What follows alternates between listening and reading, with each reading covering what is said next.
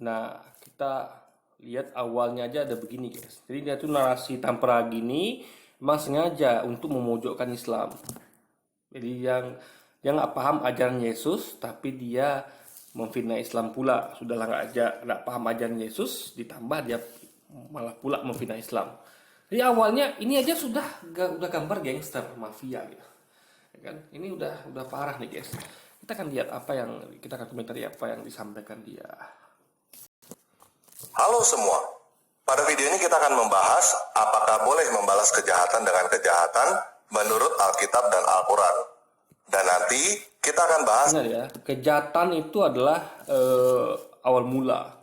Orang pertama kali itulah yang jahat. Orang yang membalas itu nggak jahat. Ingat ya, yang membalas itu nggak jahat. Kenapa? Karena itulah keadilan. Keadilan. Coba ada orang dibunuh. Ya, lalu ada orang yang membalas bunuh balik. Ya. Yang mana jahat? Yang membunuh di awal, guys. Karena kalau tidak ada dia lakukan pembunuhan, tidak akan ada balasan gitu. Paham ya? Jadi jangan Anda salahkan orang yang membalas gitu. Ya, anak kita dipukul orang ya. Ya, kita boleh katakan, kamu balas dong gitu. Masa kamu diam aja dipukul gitu? Paham ya? Dan itulah keadilan. Membalas itu adalah keadilan. Makanya Tuhan itu menyediakan surga dan neraka. Ingat ya. Konsepnya harus ngerti nih guys, Anda semua ya. Awalnya saya kasih sampul tahu dulu guys. Tuhan itu menciptakan surga dan neraka. Untuk apa? Untuk hiasan? Tidak, dipergunakan nanti. Surga digunakan untuk membalas orang-orang baik ya, dengan kenikmatan di surga, dan neraka diciptakan untuk membalas orang-orang jahat untuk dapatkan siksa azab di neraka. Tuhan saja itu membalas guys ya, apalagi manusia. Coba, karena itulah keadilan. Tuhan aja, jadi Tuhan itu bukti adilnya itu dia menciptakan surga dan neraka. Itu bukti keadilan Tuhan. Ada orang yang berbuat baik yang masuk surga, ada yang dibalas dengan surga gitu kan. Ada juga yang dibalas dengan neraka, itu orang jahat. Tuhan itulah bentuk keadilan Tuhan.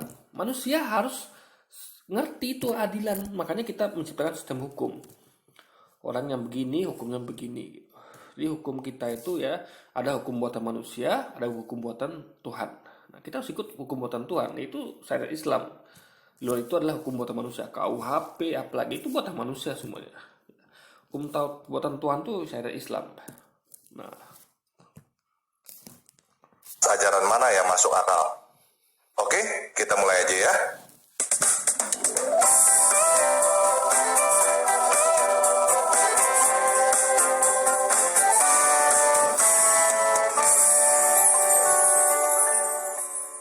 gambarnya luar biasa. Yuk sekarang kita baca dulu apa yang tertulis di dalam Al-Quran. Al-Quran surah 2 ayat 194. Oleh sebab itu, barang siapa menyerang kamu, maka seranglah dia setimpal dengan serangannya terhadap kamu. Nah, ingat ya. Bulan haram dengan bulan haram. Ini keadilan, guys. Ini ayat ngomong tentang keadilan. Dan sesuatu yang dihormati berlaku hukum kisos. Di hukum perjanjian lama ada kan tahu bunyinya adalah janganlah merasa kasihan kepadanya, ya. Engkau merasa kasihan kepadanya karena yang berlaku adalah mata ganti mata, gigi ganti gigi, nyawa ganti nyawa. Itu hukum Taurat bunyinya. Dan Yesus disuruh apa? Untuk ikuti dan laksanakan dari ajaran orang-orang ahli Taurat dan orang Farisi. Apa itu? Yaitu hukum Taurat tadi. Yaitu kalau mata ganti mata, gigi ganti gigi, nyawa ganti nyawa. Paham ya? Makanya Quran sesuai dengan perjanjian lama tadi guys. Memang itu yang dijadikan oleh Tuhan gitu kan. Nah, jadi berlaku hukum kisos. Hukum kisos lah yang tadi itu, yang setimpal ya, equal gitu. Kalau mata dengan mata gitu. Kalau gigi dengan gigi gitu kan. Nah, orang semua itu, barang siapa menyerang kamu, maka seranglah dia setimpal dengan serangan terhadap kamu. Setimpal ya, bukan berlebih gitu. Setimpal. Kalau dia pukul kamu pukul balik dia. Dia pukul kamu sekali, kamu pukul dia sekali. Jangan 2 kali gitu. Setimpal, sama, equal gitu guys. Nah, bertakwalah kepada Allah dan ketahuilah bahwa Allah bersama orang yang bertakwa. Nah, ya kan? Ini sama dengan yang Yesus ajarkan tadi gitu. Itu hukum Taurat. Al-Quran surah 16 ayat 126. Dan jika kamu membalas, maka balaslah dengan dalam. Dan jika kamu membalas, maka balaslah dengan balasan yang sama dengan sisaan yang ditimpakan padamu. Harus sama guys, nggak boleh lebih. Dipukul sekali, balas pukul sekali. Tampar sekali, balas tampar sekali. Itu keadilan. Jadi ketika dia menimpakan sakit pada kita, dia wajib merasakan sakit sama dengan yang kita ditimpakan pada kita. Sehingga dia tahu rasa sakit. Paham ya? Ini konsepnya guys. Ya. Jadi ketika kita untuk melatih empati, simpati. Ketika kita diperlakukan seperti itu, kita tahu rasanya gitu. Coba ada pukul orang, ada tampar orang sekali, blok, lalu orang itu nggak balas. Anda nggak tahu rasa sakit ditampar kan? Maka besok Anda akan enak nampar orang lagi. Wih, pertama dia nggak melawan. Nah kali dong nampar orang nggak melawan gitu kan? Tapi kalau dia balas, Anda akan mikir 2 kali. Oh, lu sakit. Ternyata dia yang ketika saya tampar tuh gitu rasa sakitnya rupanya. Dia paham. Oh, ternyata sakit ya nampar orang gitu. Dia akan mikir gitu. Jadi itu adalah agar menyadarkan dia kalau itu sakit loh bro. Kamu tampar saya sakit loh bro. Mungkin tahu rasanya binasanya. Nah, jadi itu adalah pertama untuk keadilan. Dibalas yang setimpal. Itu adil namanya guys. Ya kan? Kedua agar dia mengerti rasanya ditampar gitu. Ya kan? Nah, makanya Makanya kayak orang kita lah, kita pengen tahu rasanya gimana jadi orang miskin. Makanya orang-orang yang paham ya ketika dia melihat orang-orang miskin, dia sedekah, ya dia orang kelaparan, dia memberi. Itu orang-orang yang punya empati biasanya. Mereka yang dulu pernah merasakan lapar tentunya. Ya, insya Allah saya ngerti sangat lapar gimana guys. Saya pernah mengalami fase yang sangat lapar gitu. Dan saya bukan yang mampu, saya sengaja mengkondisikan diri saya seperti itu. Pernah saya makan hanya Indomie ya, 2 bungkus 1 hari. Itu rasanya luar biasa, saya bisa tahan. Jadi saya mengerti banget gimana rasanya orang lapar itu. Sehingga saya insya Allah punya empati. Ketika saya lihat mereka kelaparan, saya ngerti rasanya itu. Nah, itu gunanya kumkisos agar kita tuh punya empati sehingga kita tidak akan melakukan hal itu karena kita tahu rasa sakitnya gimana gitu. Jadi ketika Anda nampar orang, lalu Anda ditampar balik, Anda tahu rasanya. Aduh, ternyata sakit loh ditampar tuh gitu. Makanya Anda akan tahu itu yang dirasakan. Yang dirasakan itu sama yang dirasakan sebelumnya. Nah, itu akan membuat Anda berubah. Anda tahu rasa sakit itu. Nah, jadi gunanya adalah pembalasan itu adalah agar orang itu tahu yang dilakukan salah. Paham ya? Kalau tidak itu dia tidak akan tahu kalau itu dilakukan salah. Mungkin dikirakan, aduh, masa sakit sih ditampar gitu aja? Nah, cobalah buktikan sini, tampar balik gitu. Paham ya? Nah, jadi Ini dan tapi jika kamu bersabar, alias tapi ini adalah bukan sebaliknya ya. Maksudnya tuh tetapi di sini adalah maksudnya tuh seandainya kamu bersabar, sesungguhnya itulah yang lebih baik bagi orang yang sabar. Berarti lebih baik. Tadi itu udah baik, sekarang lebih baik lagi. Jadi yang nomor 1 adalah bersabar. Jadi jelas perintah Quran ini adalah nomor 1 adalah bersabar. Bersabar ketika kita dianiaya, kita bersabar ya. Bersabar dengan cara tidak balas tentunya. Nah, itu adalah yang lebih baik. Ya. Nah, kalau kamu balas itu baik juga gitu. Tapi kalau lebih baik sabar, paham ya? Jadi nomor 1 adalah sabar. Kalau kamu nggak mampu sabar, ya balas tapi setimpal. Itulah keadilan gitu. Ada 2 opsi di sini. Kalau kamu mau lebih baik yaitu bersabar. Kalau kamu tidak bisa sabar, balas ya setimpal tapi. Paham ya? Ada opsi di sini. Islam memberikan opsi seperti Yesus tadi gitu. Ya, ini opsi guys. Opsi. Anda boleh pilih sabar, itu lebih baik. Kalau Anda nggak sabar ya sudah nggak apa-apa, nggak ada usah. Balas tapi dengan setimpal guys. Itulah keadilan namanya, justice ya. Ada orang melakukan kejahatan dihukum, dibalas perbuatannya guys. Kurung balasan yang sama dengan siksaan yang ditimpakan kepada kamu. Tetapi, jika kamu bersabar, sesungguhnya itulah yang lebih baik bagi orang yang sabar. Al-Quran Surah 22 ayat 60. Demikianlah, dan barang siapa membalas seimbang dengan dalam kurung kezaliman penganiayaan yang pernah dia... Nah, demikianlah, dan barang siapa membalas seimbang dengan kezaliman. Ingat ya, seimbang ya, nggak boleh lebih. Penganiayaan yang pernah dia derita, kemudian ya dia dizolimi lagi, pasti Allah akan menolongnya. Sungguh Allah maha pemaaf dan maha pengampun. Jadi kita disuruh untuk membalas tuh biar orang tuh kapok. Ya, coba Anda gini deh. Ada orang yang dibully, dia diam saja. Orang itu kan terus dibully, guys. Ya, saya pernah cerita, udah beberapa kali saya ceritakan ini ya. Saya punya teman ya, namanya Ramadhani.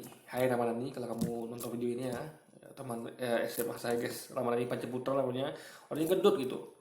Pernah aku minta ampun guys, waktu sekolah itu saya nggak tahu sekarang ya beliau bagaimana. Tapi dulu tuh dia pernah ikut guys di SMA itu, gitu kan. Saya mungkin juga termasuk dulu mungkin ya.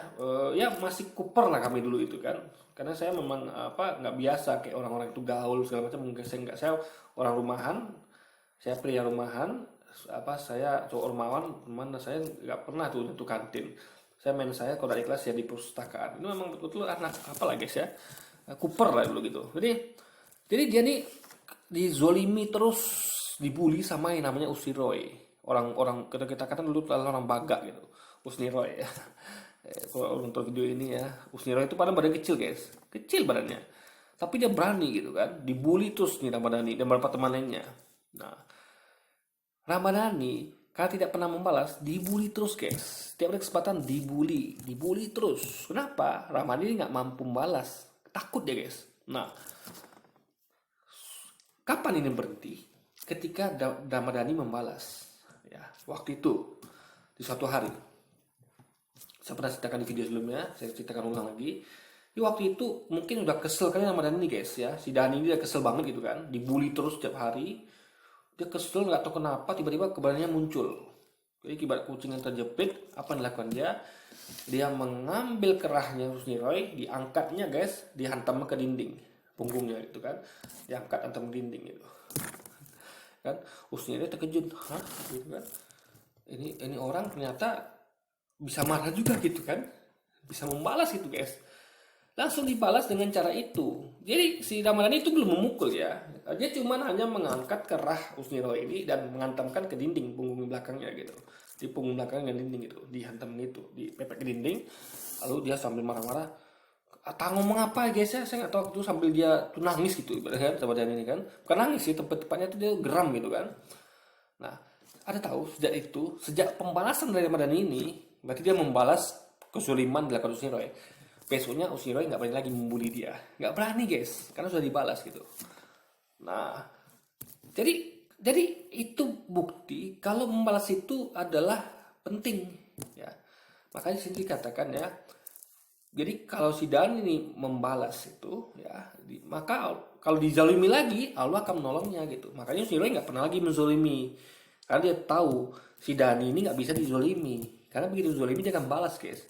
Coba kalau Dani itu seperti itu, dia akan dibully terus sampai keluar sekolah guys, sampai tamat sekolah gitu. Paham ya di sini ya? Pentingnya pembalasan. Makanya ada hukum. Kenapa ada pembalasan ya? Pembalasan yang setimpal ya. Makanya ada hukum keadilan ya, setimpal untuk membuat orang jerah, untuk orang berpikir untuk melakukan itu. Kenapa orang-orang mencuri dihukum? Orang-orang koruptor, orang-orang pembunuh, apalagi semua kejahatan itu dihukum kan? Agar mereka akan mereka tuh tobat dan mereka tuh tahu kalau mereka akan tuh salah dan mereka akan dihukum atas kesalahannya. Paham ya? Kalaulah tidak ada hukum, apa yang terjadi? Orang kan semena-mena, bebas tuh ya kan? Orang membunuh tidak ada hukuman mati, oh enak kali kalau gitu. Saya kesel sama orang nih, oh, saya bunuh lah dia gitu kan, nggak apa-apa kok, nggak ada hukumannya. Masuk neraka tidak, dihukum mati tidak gitu kan, oh enak banget gitu. Nah, makanya dengan adanya hukuman mati ya, atau penjara seumur hidup, atau masuk neraka ya, makanya orang tidak berani membunuh karena ancamannya keras guys. Jadi suatu ancaman itu akan membuat orang takut. Sama kayak Usniro tadi, ketika dia merasa terancam, dia akan besoknya berubah gitu. Cuma kalau dia nggak merasa terancam dengan si Dani, besoknya nggak berubah gitu, ya kan? Karena gini guys ya, apa namanya? Karena yang mengancam duluan kan si Usniro ini gitu. Dani hanya membalaskan. Jadi yang kita bolehkan tuh, yang kita boleh tuh lakukan aja hanya pembalasan, bukan aksi awal. Ya, membalas untuk apa? Agar dia tahu rasanya digituin itu seperti apa, guys. Makanya kalau ada anak kita dipukul orang ya, kita ajak apa, katakan balas dong gitu. Kamu jangan takut gitu. Itu biar pertama agar kita pemberani, dan kedua agar orang yang memukul anak kita tuh besok nggak berani lagi bully anak kita. Ya kan, ngerti ya? Karena kalau kita turun sebagai orang tua itu salah guys ya. Masa anak kecil orang tua turun tangan? Kerjanya turun tangan untuk mendamaikan gitu. Karena nanti kalau saya turun nih kan, datang lagi bapaknya, ribut antara bapak lagi kan. Nah, jadi kuncinya adalah guys ya, anak itu diajarkan supaya nggak dibully, dia harus bisa defense, membalas kalau dia di apa-apain, sehingga orang membalasnya itu akan mikir dua kali untuk mengerjain anak kita lagi. Sama kayak contoh kayak kucing aja deh, coba ya, kucing itu ya, ada orang yang suka mainin kucing ya, suka jalin kucing. Kucing itu kalau marah udahlah gitu, orang ini kapok, nanti ini nggak mau kucing ini gini itu, bahkan kucingnya terinjak gigit guys, luka. Jadi jadi nggak ada orang yang mau dizolimi gitu. Makanya biar tahu rasa zolimi harus kena balasan gitu. Itu agar orang yang melakukan itu merasakan seperti apa dilakukan seperti itu gitu guys. Derita, kemudian dia dizalimi dalam kurung lagi, pasti Allah akan menolongnya. Sungguh Allah Maha Pemaaf, Maha Pengampun.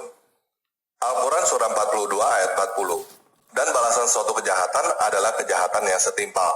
Tetapi barang siapa memaafkan dan berbuat baik dalam kurung kepada orang yang berbuat jahat. Nah, dan balasan suatu kejahatan adalah kejahatan setimpal. Makanya ada neraka untuk membalas, karena hukuman dunia kadang-kadang nggak jalan guys. Semua namanya kan ada pembunuh ya, tapi nggak dihukum. Ada kan? Ada pembunuh yang nggak dihukum, ada pembunuh nggak dihukum, ada gitu.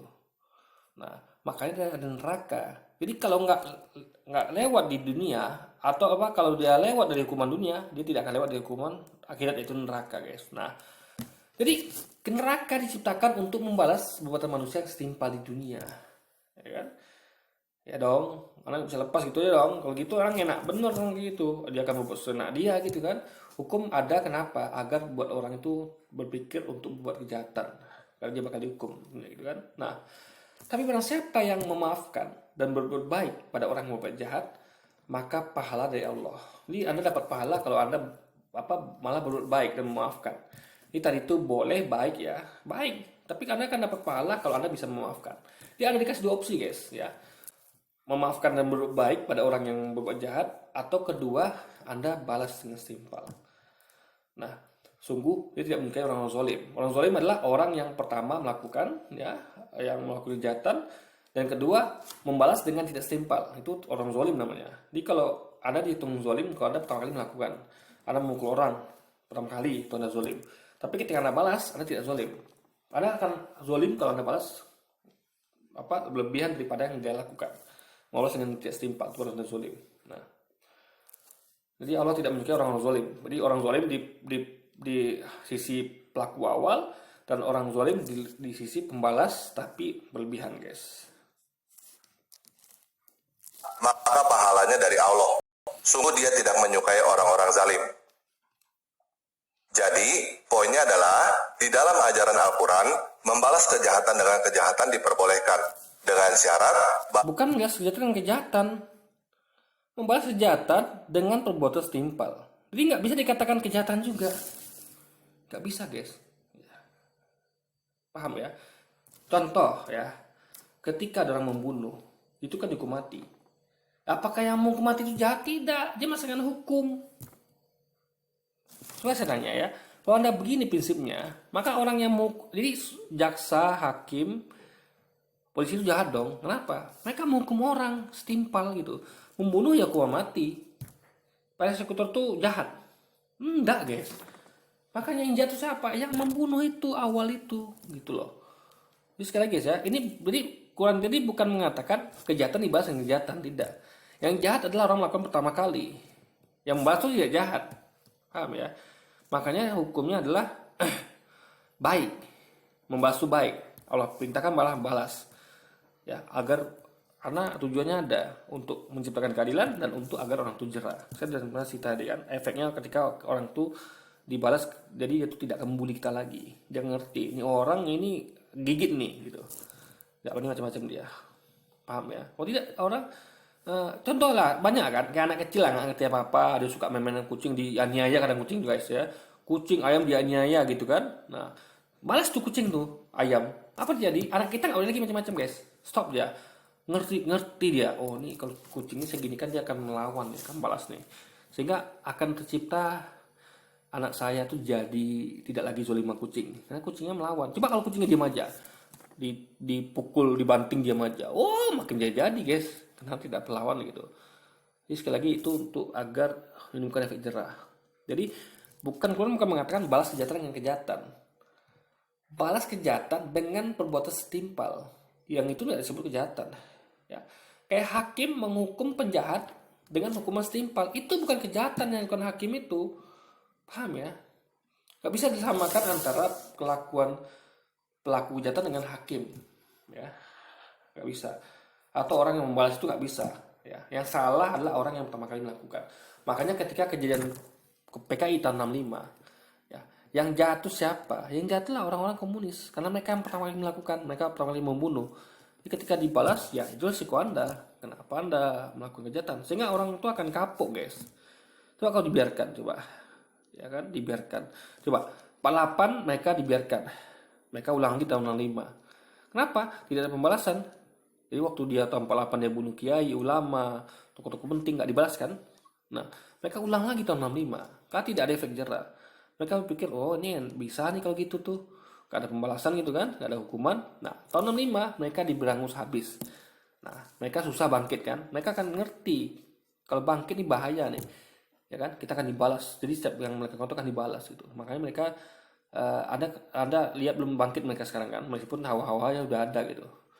Tapi intinya adalah mereka karena ada aksi 66 karena setelah, makanya PKI itu mikir 1000 kali untuk melakukan hal yang sama guys, mengulangi tahun 48 dan tahun 65, karena mereka tahu setiap perbuatan mereka akan dibalas guys. Nah, makanya pembahasan setimpal itu baik gitu untuk mencegah orang tuh mikir 2 kali, agar orang tuh mikir 2 kali sehingga mencegah dia untuk melakukan kejahatan lagi guys. Alasan itu sama atau setimpal, tetapi lebih baik memaafkan. Nah, nanti kita akan balik lagi ke sini. Tetapi, sekarang kita akan baca dulu apa yang tertulis di dalam Alkitab. Amsal 20 ayat 22. Janganlah engkau berkata, aku akan membalas kejahatan. Nantikanlah Yahweh. Ya,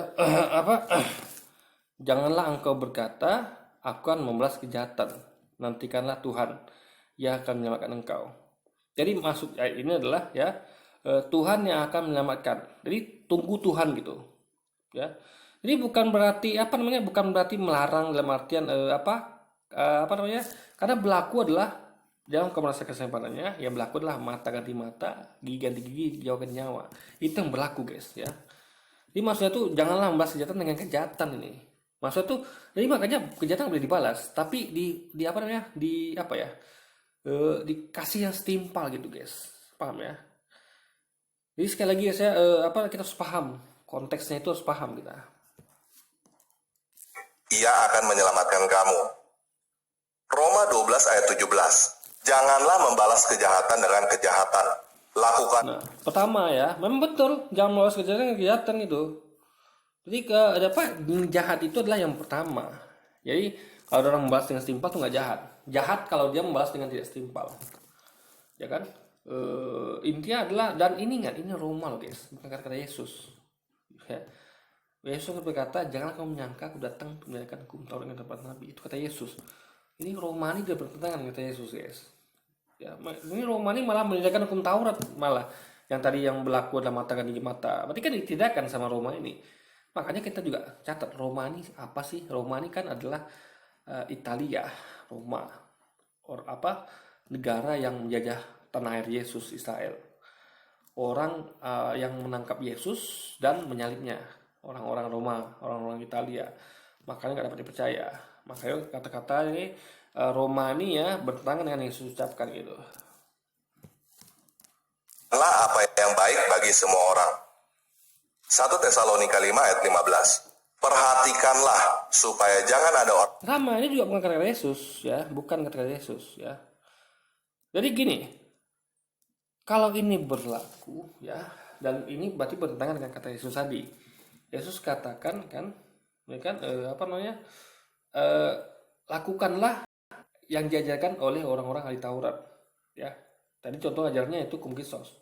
Janganlah merasa kasihan padanya, yang berlaku adalah mata ganti mata, gigi ganti gigi, nyawa ganti nyawa. Jadi Yesus perintahkan untuk ikuti, turuti dan ajarkan ajaran itu, hukum Taurat tadi, yang diajarkan oleh orang-orang ahli Taurat dan Farisi. Nah, ini malah Tesalonika dan Roma ini malah bertentangan. Makanya saya katakan ya, ini mereka ini sudah keluar dari koridor yang ajaran Yesus, guys. Makanya tidak dapat dipercaya gitu. Orang yang membalas jahat dengan jahat, tetapi usahakanlah senantiasa yang baik. Terus sekali lagi ya, membalas dengan kadar yang setimpal itu bukan jahat. Contohnya Pak Hakim. Pak Hakim itu kan membalas kejahatan dengan hukuman setimpal. Nggak bisa dikatakan hukuman setimpal itu kejahatan juga gitu. Paham ya? Jadi yang jahat itu adalah yang melakukan pertama kali. Yang pembalasan itu tidak jahat.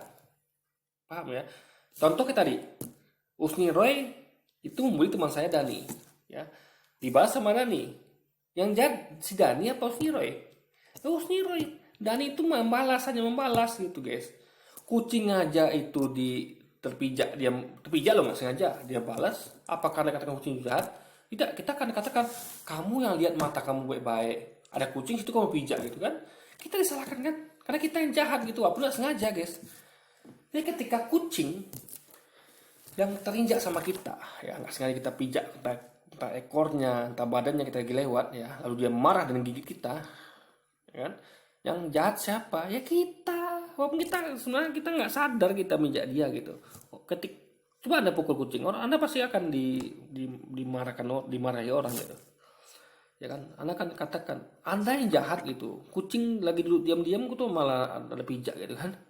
Jadi lagi ya, yang kejatuh lah yang pelaku awal. Makanya jadi makanya hakim menyediakan penjara, hukuman, menyediakan tukang tembak kalau dia udah pembunuh gitu kan, eksekutor gitu, dengan bedil gitu kan. Lega Tuhan bahkan menciptakan neraka bahkan untuk hiasan. Enggak, neraka kan dimasukin di orang-orang jahat guys. Nah, apakah Tuhan itu berarti kan Tuhan membalas, hakim membalas, apakah itu kejahatan? Tidak. Jadi nggak bisa dikatakan membalas itu kejahatan, nggak bisa, karena itu adalah hukuman setimpal. Jadi hakim melakukannya, Tuhan melakukannya. Pakai logika anda, pakai logika Tesalonika ya, berarti Tuhan itu jahat karena dia membalas orang dengan masuk neraka. Ingat, yang masuk neraka siapa? Orang jahat kan? Berarti dia membalas kan? Apakah dia membalas kejahatan? Tidak, dia menghukum orang jahat. Jadi sekali lagi, orang yang membalas itu bukan orang jahat ya. Orang yang membalas itu bukan orang yang melakukan kejahatan, tapi dia malah menghukum orang yang buat jahat. Paham ya? Dan harus belajar logika.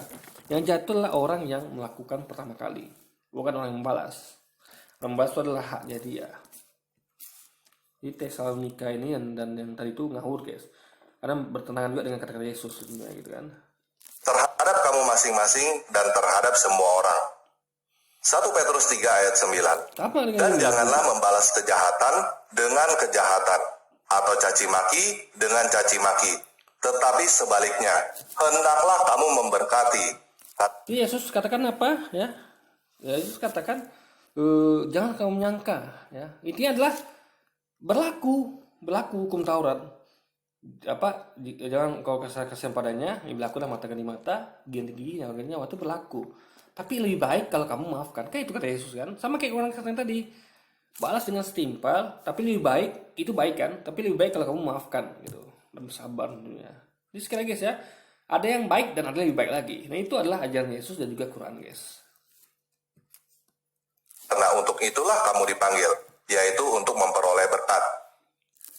Jadi jelas di dalam Alkitab, membalas kejahatan dengan kejahatan tidak diperbolehkan. Bahkan diajarkan untuk tidak. Ya, ini kan berarti kontradiksi. Penyanyi baru mengajarkan beda dengan penyanyi lama. Penyanyi lama berlaku hukum kisos, ya, yaitu jangan kau merasa kasih padanya, yang berlaku adalah mata ganti mata, gigi ganti gigi, nyawa ganti nyawa. Dan Yesus mengajarkan untuk mengikuti, laksanakan dan ajarkan dari ajaran orang-orang ahli Taurat dan orang Farisi. Apa yang mereka ajarkan? Yaitu hukum Taurat tadi, yaitu mata ganti mata, gigi ganti gigi. Nah, ini buktinya kalau Alkitab tuh kontradisinya. Yesus ngomong A, mereka ngomong B. Yesus suruh ikuti, laksanakan, ajarkan hukum Taurat tadi yang dijadikan oleh orang-orang ahli Taurat, orang-orang Farisi. Mereka malah katakan itu nggak berlaku lagi. Gitu. Yesus kata dia datang untuk mengenapi, mereka malah mengatakan Yesus datang untuk mengganti atau menghilangkan hukum Taurat, guys. Sekali lagi ini kontradiksi. Kita harus bisa bedakan mana ajaran Yesus dan mana ajaran lainnya.